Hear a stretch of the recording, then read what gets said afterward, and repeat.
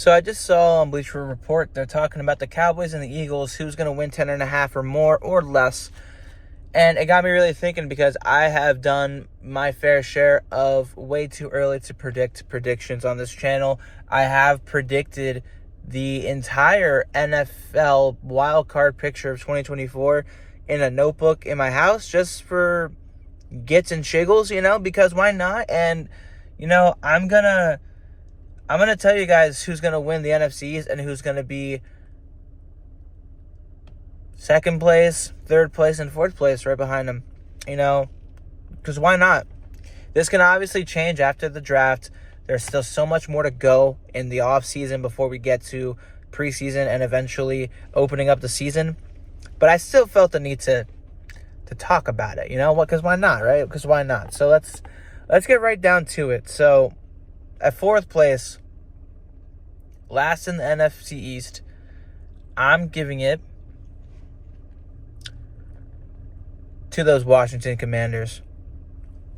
I genuinely don't understand how they could be anything more than fourth because of the competition, not just in the NFC East within their own division, but the conference. There are a lot more difficult teams that we're going up against, and we're also going up against the AFC North as a division. So, yeah, that's not going to be easy for anybody, let alone a rebuilding team without a quarterback at this very moment.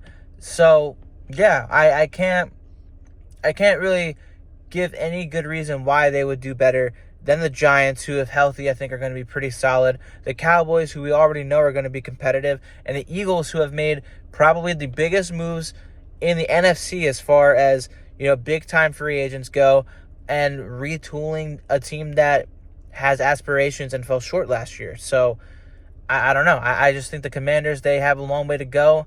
They're not going to be god-awful. I think they're going to compete for the most part in their games. I don't see them getting blown out more than 2 or 3 times. I really do not. I don't think they're going to be that horrible. I got them at like a 5-12 record personally. Coming in at third place might surprise some people, though. I mainly did this because of the scheduling. It's difficult for the team in first place.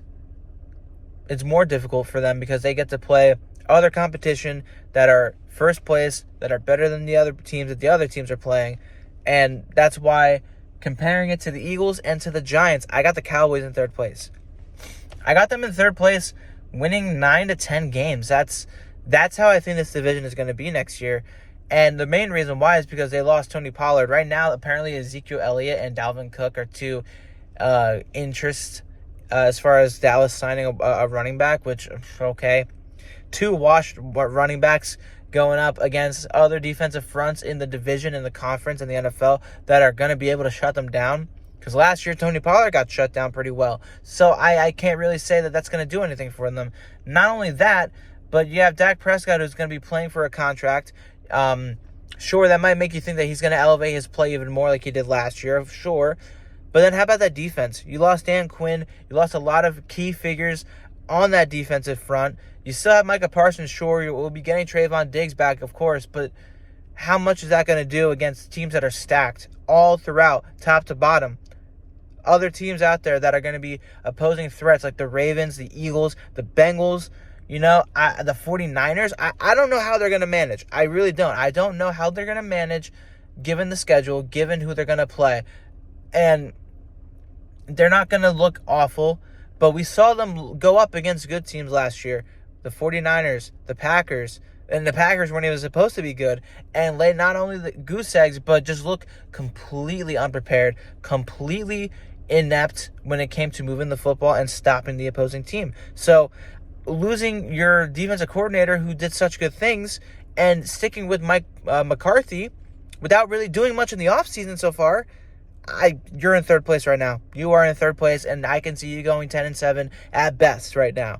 9-8 most likely, very accurately, probably. So, yeah, there's no shot. There's no shot, in my opinion, for these guys right now at this very moment.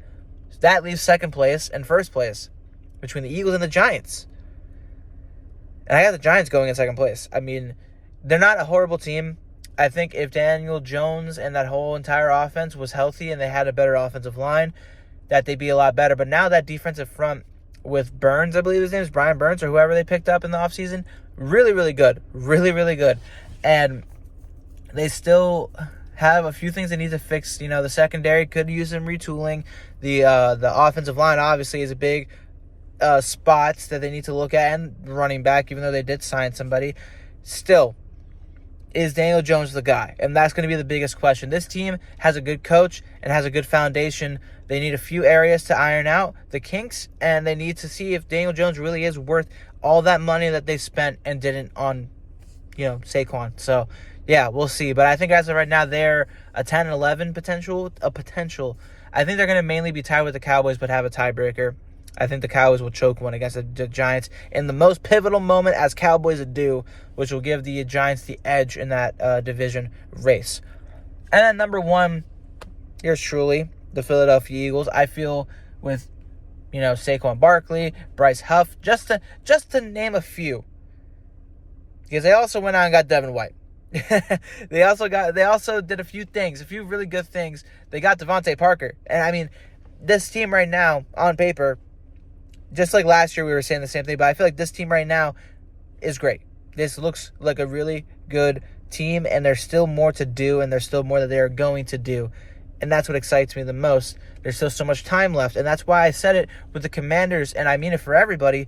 There's still so much time left that this is probably going to change a lot by the time we get to September. And then obviously from September to January, who knows? It's all out in the open with the new kickoff rules, the hip tackle ban, the swivel hip tackle, drop tackle, whatever it's called. A lot of things are changing, and a lot of things are going to happen next year that are going to throw things off, like the Eagles playing in Brazil, more London games, more international games. Christmas is going to be played on a Wednesday this year, which is going to be fantastic. Whoever plays on that day, I'm sorry to you. But yeah, the NFL this year is it's going to be very, very interesting and very, very fun to talk about for the next 4 or 5 months. So yeah, let me know your thoughts. I know it's way too early, but still, let's talk about it. It's fun. It's a fun debate. Let me know what your division standings are in the comments down below. And hey, I'll see you all in the next one. Fly Eagles Fly. Phillies opening day tomorrow. I will most likely be talking about the Phillies at the end of each individual series. So if you are a Phillies fan and you're finding this page, feel free to subscribe and keep up. We're going to be talking Phillies all season long. It's going to help us get through the off season, especially when it slows down like this. So I'll see you guys maybe tomorrow. If not, I'll see you guys very, very soon. Fly Eagles Fly. Go Phils. Peace out, y'all.